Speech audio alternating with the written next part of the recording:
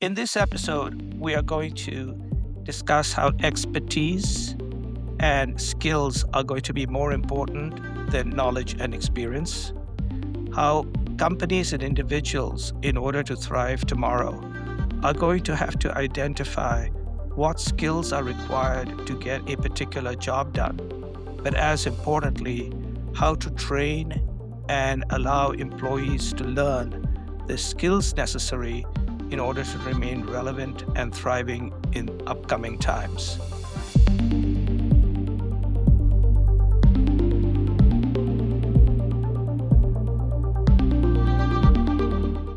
Welcome back to Rethinking Work, a podcast about how work is changing and how we can change with it. Today, we're talking about careers, not as ladders we climb, but as landscapes we navigate.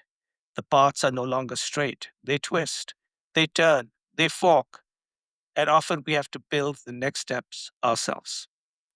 To help us rethink how we plan and grow our careers, I'm joined by Matt Moog, founder and CEO of CareerBird.ai, a platform that uses AI to help organizations map roles to skills and provide personalized learning plans and career paths. I've known Matt for a long, long time, and Matt is a serial entrepreneur, a builder of companies rooted in innovation, impact, and community. From founding Built In and Wavetable Studio to leading Chicago Public Media and launching the 1871 Tech Hub. Matt, welcome to Rethinking Work. Rishad, thank you. It's great to be here.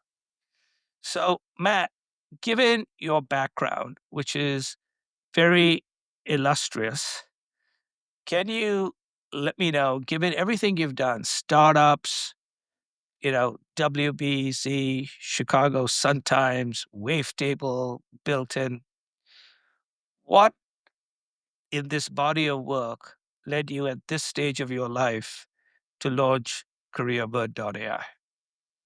It's a good question. And you reflecting on sort of the path to get here for me, what's been interesting is one of the most rewarding things of about being an entrepreneur is building great cultures where people really connect with each other. They build something they're really proud of. I can remember at different times telling groups of employees, particularly young employees, look around you. These are going to be people that are with you for the rest of your career, and it's true. And even the number of marriages and businesses that are launched out of companies that I've helped start has been a really important part of my own career journey. What I've noticed, though, and this is at now three different organizations spanning over 20 years, is that the generation coming into the workforce, Gen Z, millennial, etc., they have an expectation, rightfully so, that their employer will provide them with a very clearly defined career path. So the most common question you hear often, even in the interview process, is how do I get promoted? When do I get promoted? What do I need to do to get promoted? And then the second question is, and what are you doing to invest in my growth so that I can get that promotion? And most companies, particularly mid-sized companies, don't have the infrastructure, the resources, the time to really answer that question well. And the result is that what you often see is people start at a company and a year and a half later they leave and they go to another company where they can get a promotion or they can see a better path for themselves. And what I had observed more recently was that there were software companies out there that helped address this. They were all targeted at companies with 5 and 10,000 and more employees. They weren't interested in helping mid-sized companies.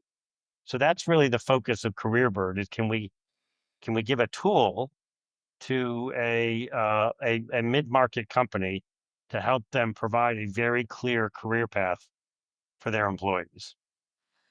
So, when we first began to talk about this new era in your life, I remember you and I had a beer in a Japanese dive bar, We did. and you Yes. had several ideas. You had a few ideas, all broadly in this area, but you had few ideas.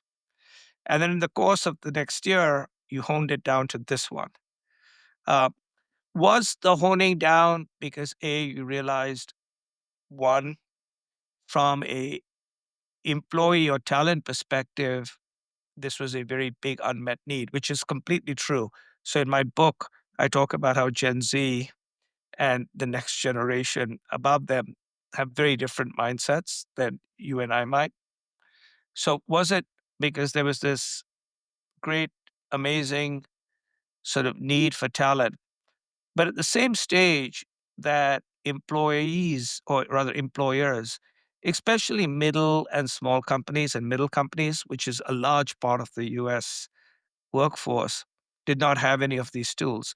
So was it that particular confluence, which is there is this group that needs it more than ever before? Here are these companies. And I would add probably a third thing, which I has in my book. The fastest growing companies are these companies too. Well, and the word confluence you use, I think, is the right thing. Where as an entrepreneur, how do you make the decision to go pursue something? And when first you have the personal experience of seeing the problem exists, but then you see the incredible sort of tidal wave of change brought on by AI, and how could AI be to help address this problem? And then the other sort of confluence area for me was that I have an interest in sort of civic efforts to improve cities and states, et cetera. And workforce development is often a big part of that. But the more I looked at it, there was this missing gap where you had governments and universities talking about training people and trying to give them pathways to work, but you didn't have the mid-sized organizations participating in readying themselves for that. And I felt like this was an opportunity to bridge that gap. The other part of this too, which I think is increasingly the case, is that the idea that we can democratize capabilities for a much broader part of the market. So I've having been a software entrepreneur for 30 years, what I've seen is that the common pattern is software solutions will be developed for very large companies. They will cost hundreds of thousands or millions of dollars. They will require many people to implement for a long period of time. And then somebody like a Shopify comes along and says, "Wait a minute, we can do this." So it's very inexpensive, and in doing so, and very easy to use and very well designed. And in doing so, they create a whole new generation of entrepreneurs and enable people to do things they couldn't have done before. So in your book, you talk a lot about fractional work and gig workers and sort of the complete remaking of work. So I think this is part of what that as well is. What skills do you need for that? How do you enable smaller companies to act like bigger companies? Like there's a lot of different forces at play. So before going specifically into what careerbird.ai is, both what it is, what the underlying, you know, technology, which clearly it says .ai, so assuming that there's AI in it, and, you know, how you sell in. I just like to sort of also ask this sort of broader question, which is, or not ask, but rather agree with you. They're also going into a world because of AI where a lot of current knowledge is going to become less important. And there's going to have to be continuous learning of new skills and expertise. And until recently, you learned when you were in college, if you had a chance to go to college. And then you didn't learn unless you came very senior and someone sent you to executive management. So there was always this opening, and and now like never before, where knowledge and skill set and figuring out what you're good at and what the opportunity is and connecting them is very, very important. So just I would say enforcing what I think you have said, but clearly AI is making this age even more important. Yeah. Well, I'm going to get the person's name wrong, but there was a book you probably remember as well called The Learning Organization. Yes, yes. Peter, is it Sang or Yeah, yeah, yeah. that has, I don't know how long ago that was released, but it really stuck with me. This idea that the ultimate competitive advantage for a company is the ability of their people to continue to learn and adapt faster than anybody else. Yes. In fact, what I often remind people is whenever companies talk about learning and growing, I remind them that companies don't learn or grow, people do. If you actually think about it, companies don't transform and grow, people do. So tell us a little bit about what CareerBird.ai is, anything about its technology and how you're going to market. So let me first start with a sort of definition of the problem that I saw. Sure. I've been CEO of three different organizations that all had hundreds of employees. The HR department was typically 3 to 5 people, and what I've found since then is it's a very common ratio to have about one HR person per 150 employees, which means all they can do is do recruiting and do benefits administration, maybe a little bit of performance management. But when it comes to really talent development, it's hard for HR departments that are that strapped. And at the same time, you have, as we said, the generations of workers looking for more clarity. So the idea behind CareerBird is that step one is we use both AI and experts to help provide the companies that we work with a very well defined set of job descriptions, skill based and competency based job descriptions for every role in their company. And we update those on a regular basis, but we give the company the complete ability to customize those. The second thing we do, which has never been possible before, is that once you've defined all the jobs, we field a skill proficiency survey that allows the company to understand what's the gap between how proficient their employees and the managers feel around those skills to what skills are required. And then the third big piece is that we provide a personalized learning plan and a personalized career explorer to help the employee really understand what skills they need, what skills they have, and how to then develop themselves, as we were just talking about, with micro learning opportunities, podcasts, YouTube videos, articles, etc., that help them then see how they can advance in their career. Got it. So step one really is here is the work to be done and here are the job descriptions for that work to be done. Yes. Second is how does the current skill set of the different people in the company line up to those jobs? And then a program that allows them to build the skills and expertise that narrows the gap. So in effect, what we're doing is we're training workers to get the work done uh, in this particular process. Yeah. And yes. And if I can observe two things. So one is that the term job description, I think people immediately, it's kind of boring. It's like, oh, well, it's something we have to have if we want to recruit or something else. But it's ultimately it's the definition of what are the responsibilities of the job, what are the skills required, what are the competencies required, and I've seen situations where companies literally have no job description for more than half the jobs in their organization. So what we've been able to build, and it's pretty cool, is the ability to build a very industry specific and very like the most comprehensive, well structured, well thought out job description that anybody's ever seen. And we can do it for everything from an intellectual property lawyer to an SEO marketing manager to a machine learning engineer to a pediatric oncologist and everything in between, like thousands and thousands of roles. What we end up with is a skills database of hundreds of thousands of skills that can then be linked to very specific learning opportunities. So most of us are used to learning and development at companies, it's either compliance related or it is some kind of very generalized like management training.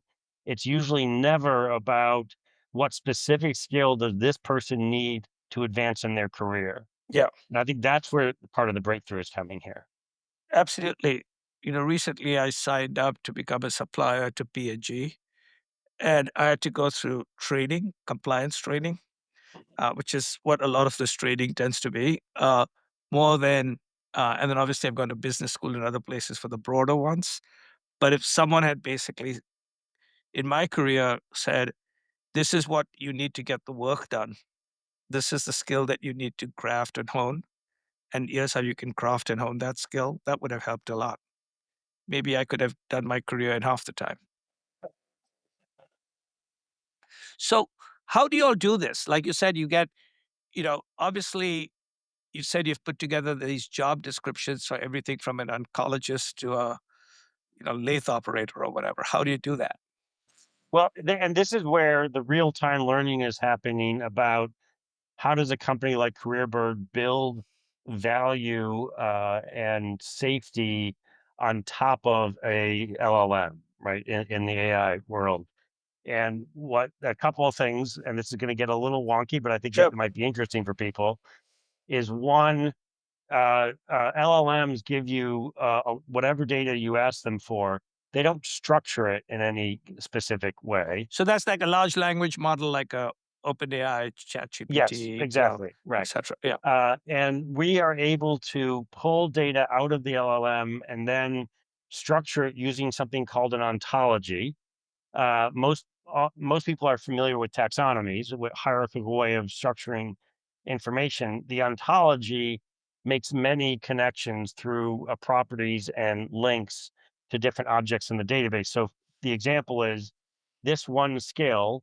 I can show you every role in your organization that needs that skill, and then I can show you every learning opportunity and resource related to that skill, and we can traverse your entire organization by skills, by learning resources, by departments, by skill, etc. So that's a big piece of how we built this. The other part of it is that you need to think about workflow. So the classic way that most companies, and I think this will resonate with a lot of people out there who might be in HR or might be managers of organizations, is when it comes time for an organization to take a step back and define all the roles in their organization, usually HR sets a meeting with each manager, tells them that they need to do this, asks them to go write the job description, and then X number of weeks or months later, they start coming back into HR. And then very often, literally, HR will cut and paste parts of that job description into a spreadsheet to try to create job families and job levels and other things like that in order to give people a good career path. That workflow is fundamentally broken. Every manager does it differently, a different level of rigor, of discipline, of structure. You don't really, usually people are Googling the job description and just taking it from somewhere else. So this is it's both radically better and radically more efficient. So we can build a job architecture in literally hours or days rather than weeks or months. So that's a big piece of it. The other thing too here is you have to put a user interface on top of all this data so that it's really engaging and people understand it, and they're willing to commit time to it. And so we've focused on the workflow, on the data structures, and on the sort of friendly usability of the system in order to really create it with having access to the largest and most sophisticated AI models in the world for the first time. And even in the 7 months that we've been doing this, they've gotten so significantly better that the underlying insights that we have. So I'll just give you one example.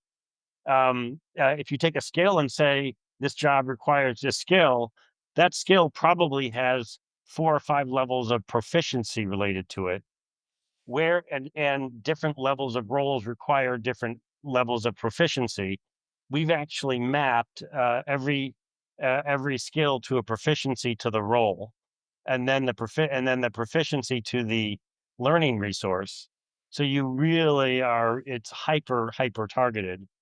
And in your book, you talk a lot about people sort of being self-directed learners and finding resources, etc.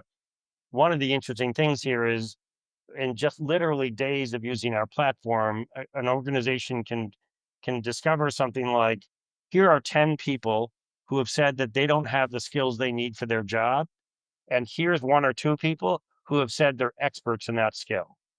Now let's facilitate an opportunity for them to get together and help each other learn. And that the people who are experts, I mean, you know this. You're Yep. one of the world's great teachers. You learn more by teaching other people, and it's also very rewarding. So that's another piece of the puzzle here.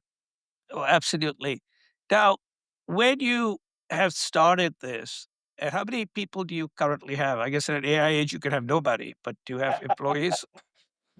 So we've got a team of about 10 people, Got it. and what's interesting is distributed around the world, and that's actually for me a concurrent experiment here is as not my what I need to do as an entrepreneur is different from what I did the previous Yes. 3 times. Yes.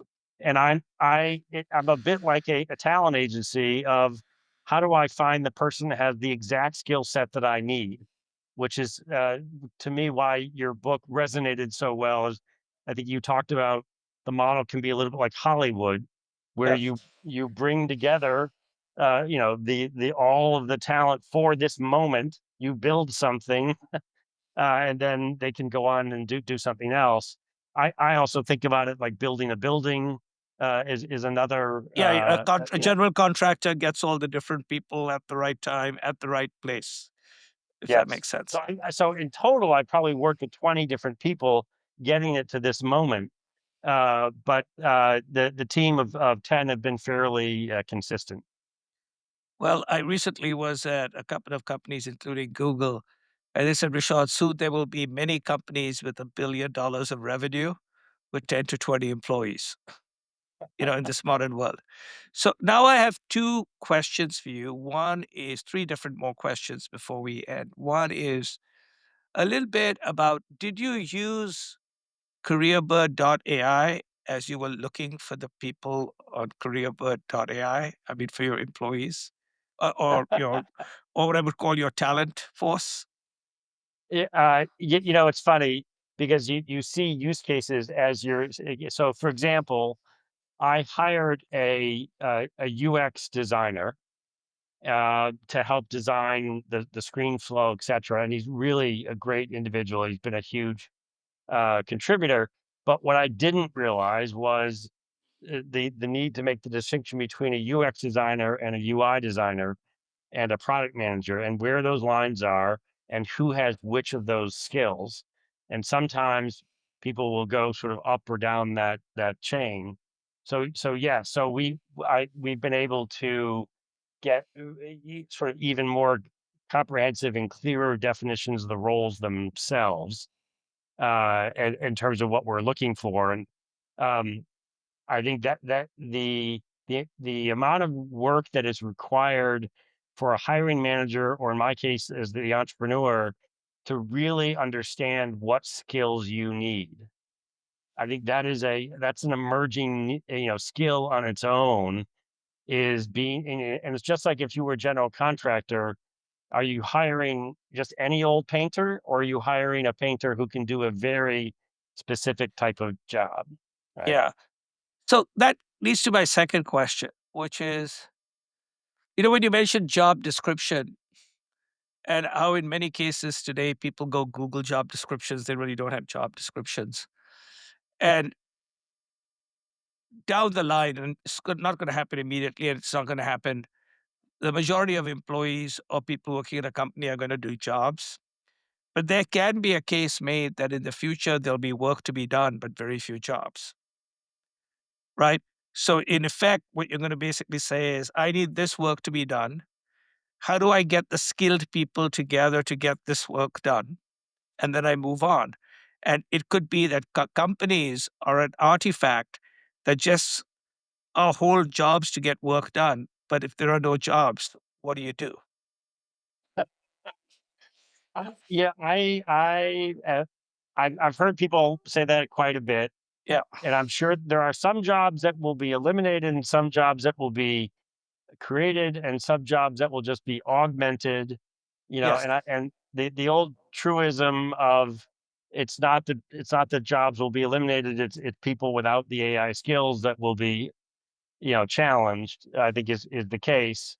Uh, what's interesting though, and I have not seen a lot of discussion about this, is some of the historically most prestigious, most academically trained roles are the ones that seem like they might be the most at risk. Yes. It is. It is. And for instance, I will say that there are three realities that I'm seeing, which is petrifying people who are more seasoned like us, but unlike you and me, who have decided to try to reinvent ourselves. So, number one is I think experience is being replaced by expertise. Second is knowledge is being replaced by skills. And third, which is my thing, is a job now is actually simply a compilation of things that need to be done. And you need to find the right people to get those things done. And your model is fitting in that particular future. But if you are someone who basically says, I have great knowledge and I have great experience and I have this cushy job, this new world order is a little bit questionable. Yeah, yes, and as somebody who's both personally going through that experience, that sort of transformation, even training yourself that every time in the past you might have sought the advice or input of somebody else, you can now turn to ChatGPT, and I can't tell you how many times I've had a legal question and have gotten a very good answer, or I've even like personally, like you get a medical report from your doctor, you drop it into ChatGPT, and you get one of the best explanations you've ever seen for what it says. And those are two highly specialized, highly trained type of roles. Yes. So I think we're in And, the very, very early days of that, right? yeah, and which is why I believe that one of the things that got excited when you told me about career burden, like any good entrepreneur, you're starting in a place where the need is the greatest, which is the middle sized businesses. But the same skill set, this idea basically of expertise and skills being what you hire for versus experience and knowledge, what you hire for, is fundamentally what's also at the bottom of your business model, which is going to be true for everybody, I think, Yeah, to a great yeah. extent. And the thing that I want to add to that is that most organizations, particularly mid-sized ones, but really most of them have not really defined the skill sets required for their different roles. It's just, Yep. they're used to saying, we're looking for somebody with a college degree who has 4 to 6 years of experience. Like it's all the things that you're Yep. saying, Yeah. not like these not the specific skills, and also not really well defining what the outcomes are or what the responsibilities are for the role. Yep. So I Um, think, yeah, exactly. Well, one of the things that I often mention is a lot of companies are basically very colon focused, which is how does the colon work? How long is the colon? So, how long is the colon is your experience? How does the colon work is knowledge. Colon is the process. But we're moving into a world where nobody cares how your colon works, just show them the cool shit, right? And that is where's your expertise, where's your outcome, and where are your skills? yes, and I think every CEO out there would like to create a culture that's more results driven, more outcome driven, not necessarily as much output driven, etc. So that is another interesting, good conversation starter with people is when you hire people, what are you really looking for? Sometimes people will say, I want somebody who's failed, or I want somebody who has a crazy work ethic, or somebody who is really curious and wants to learn, etc. And what you start to realize is hiring and promoting is more of a dark art and a a hunch and intuition as opposed to a bit more of a disciplined, structured, like here's the exact skills that we need.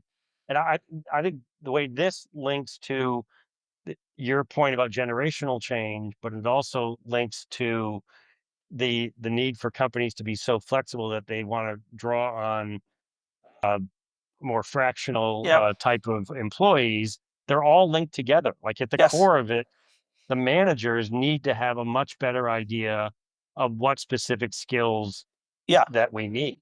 Yeah. I mean, what you're showing is what needs to be done. What skills do you need to get those done? And how do you either hire or grow, in this particular case, grow those skills, right? So you can get there. So, one more question, and then I'll open it up for anything else you want to say. How's it going? Like, as you are, you're only 7 months old, you're going, trying to sell yourself or sell career bird seats, etc. What do people buy? What do they like? What are you selling them? Are you selling them software by a seat? When people buy, is there a reason they buy? When people say, Matt, you've lost your mind, what do they say? Things like that. Well, so first of all, we're pre-launch, so no one's bought anything yet. Okay, But we do have about 20 companies that have signed up to be the testers and provide sure. feedback. Yeah, because you're still And very early, very early. yes, we're Right. very early. And there, what's interesting is that they have to think about what number one, are these job descriptions really as good as or better than the ones that we have? And then number two, is the ability to see what skills my employees have and then give them learning opportunities, is how valuable is that? Because everybody's busy and overloaded and everything else. So far, the feedback has been very, very positive. And what I've been most surprised at, to be honest with you, is I've now talked to a handful of companies that have somewhere between 8,000 and 15,000 employees. These are bigger companies, and they've all said to me, "Do you want to see my spreadsheet? Like this is how I'm managing the career path in a spreadsheet."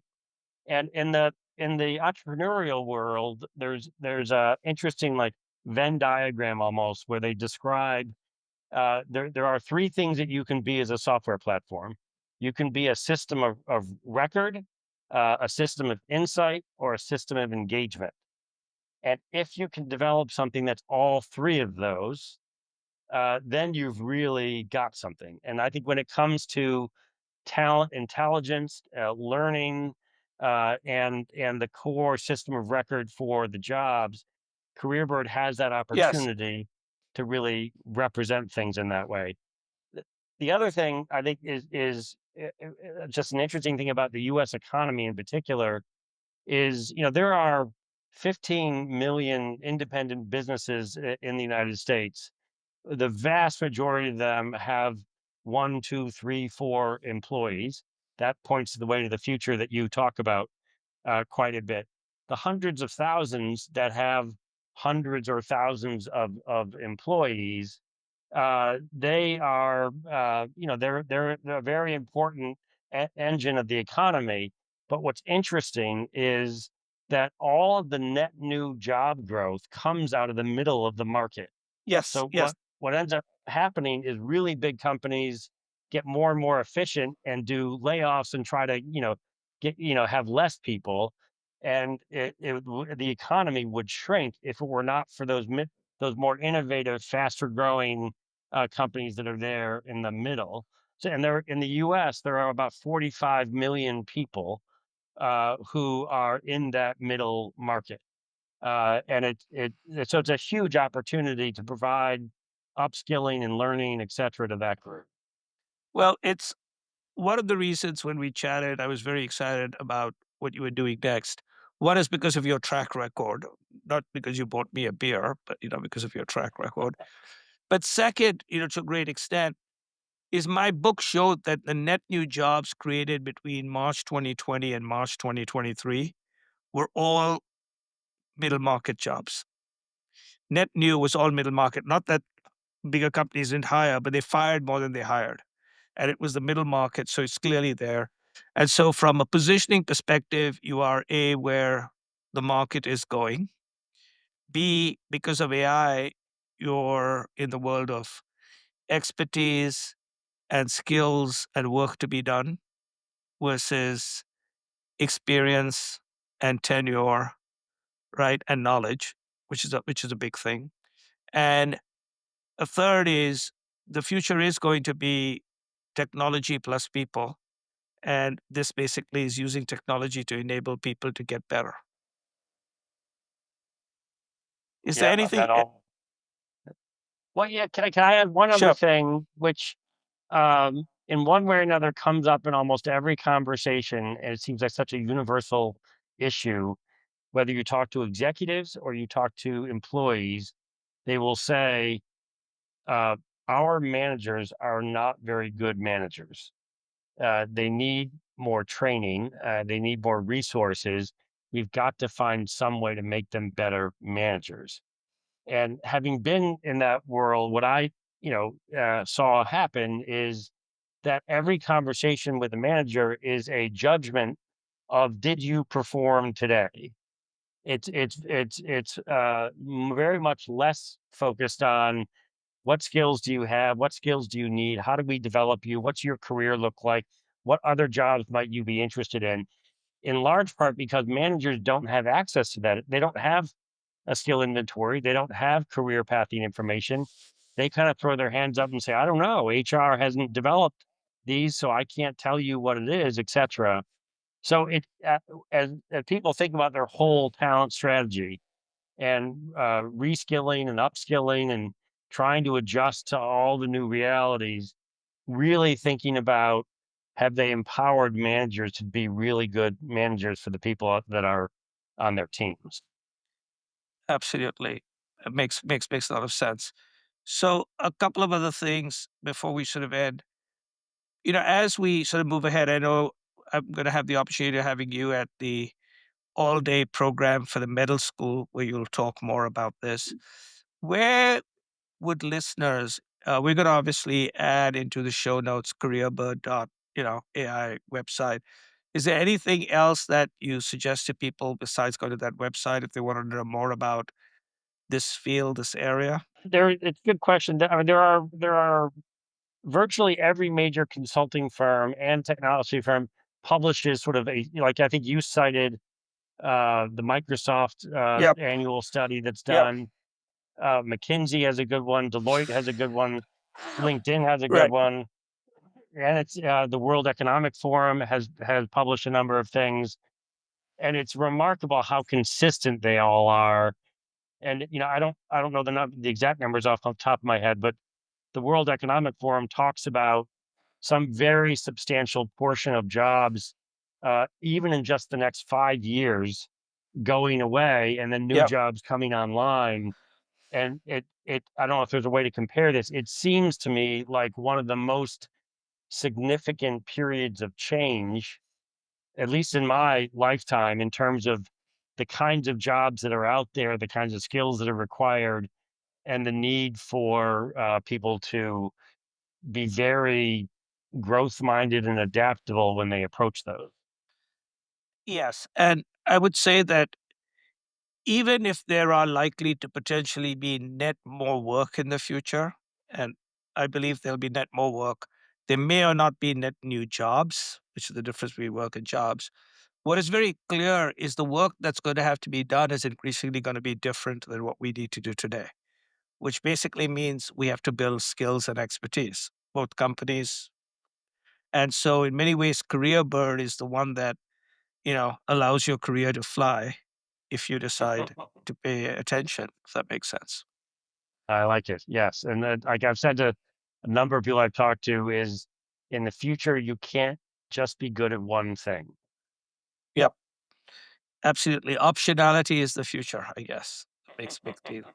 But great, Matt. Thank you again for being on Rethinking Work, and we will see each other soon. Rashad, thank you very much. Take care. We've had the opportunity to listen to Matt Moog of CareerBird.ai, and Matt has basically reminded us A, that in the future, it is going to be skills and expertise that we're going to have to architect, hone, and build, as well as sculpt in order to be successful. And knowledge and expertise are both going to be important, but it's really going to be skills.